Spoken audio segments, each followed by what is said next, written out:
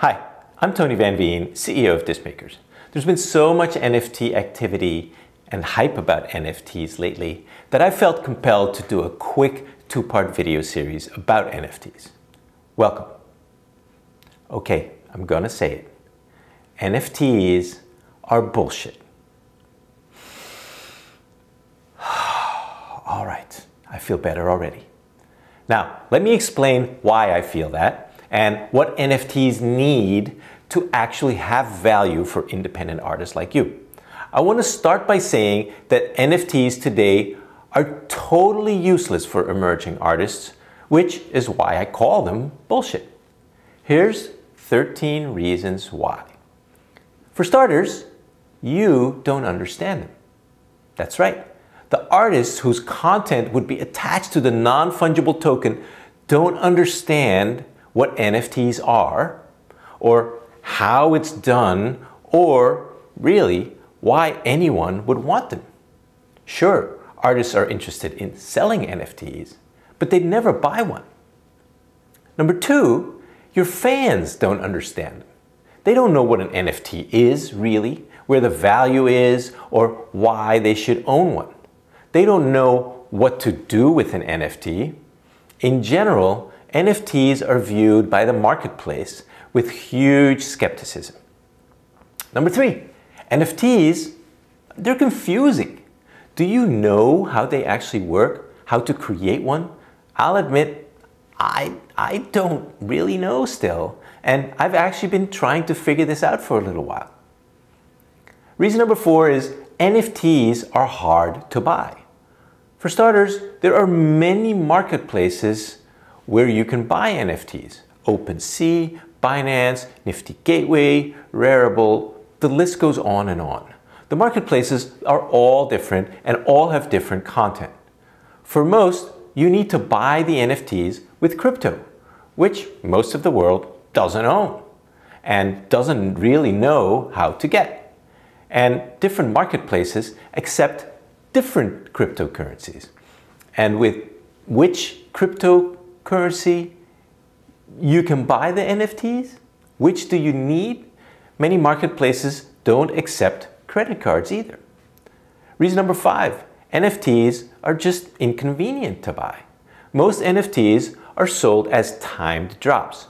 Basically, a limited quantity is released at a particular date and time, and you need to be there at that time in order to buy one. It basically works like an auction. In fact, I've tried on a few occasions to buy an NFT, but for the reason that I couldn't be there at that time, I was unsuccessful. And to be perfectly honest, I couldn't actually find anything that I was interested in buying. NFTs are technically complex. You need an NFT wallet, but which one? It needs to handle the particular cryptocurrency of the NFT marketplace that you're going to be buying or selling it. You need to figure out how to design or create your NFT. And then you need to learn enough about crypto to be dangerous. And you need to understand how NFTs are minted, what that even means, and how transactions take place. Reason number seven, NFTs today are all bought as speculation. And it's ridiculous. I mean, check this out. In May of 2021, a collection of 9 CryptoPunks sold at auction at Christie's for a whopping $16.9 million. Yes, these little bitmapped images. I mean, say what? And when I look at the marketplaces, most NFTs being sold and resold go for 4, sometimes 5, and sometimes even 6 figures. I mean, who's buying them? Not your fans, certainly. Most NFTs today are bought by crypto bros who got into crypto early and rode the wave up. So buying stuff with crypto to them is like buying with found money or play money. So for an early crypto investor, it's no big deal to buy an NFT for 6 figures because they didn't actually work to earn that money. The crypto they own just blew up in valuation. So my question is, Are your fans crypto bros? Probably not, right? Reason number 10, like any speculative asset, your fans could actually lose big bucks on NFTs. Let me give you an example of the volatility of NFTs. You may be familiar with the NBA's Top Shot NFTs. They function basically like digital trading cards, and they're actually cooler than most of the NFTs I've seen. A friend of my son's bought some Top Shot NFTs cheap and then rode the wave up until at one point his Top Shot NFT portfolio altogether was worth around $9,000. Today, those same Top Shots have crashed in value and are worth $600. And you don't really want your fans to buy in at a high price and then lose a bunch of money, do you? Reason number 11, crypto can come with huge fees. There's a concept with crypto transactions called gas fees. If you want to transact in the more popular currencies like Ethereum, there are a bunch of transactions and calculations and logs that have to be executed on the blockchain.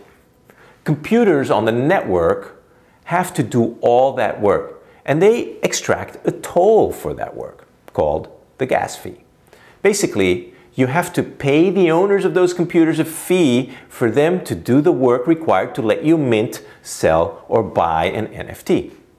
With big cryptocurrencies like Ethereum, where there are lots of transactions to be done on the network can get very congested, and that drives up the gas fees big time if you want to actually get computers on the network to execute your transaction. Like, I'm talking, it can be hundreds of dollars to mint and buy a simple NFT.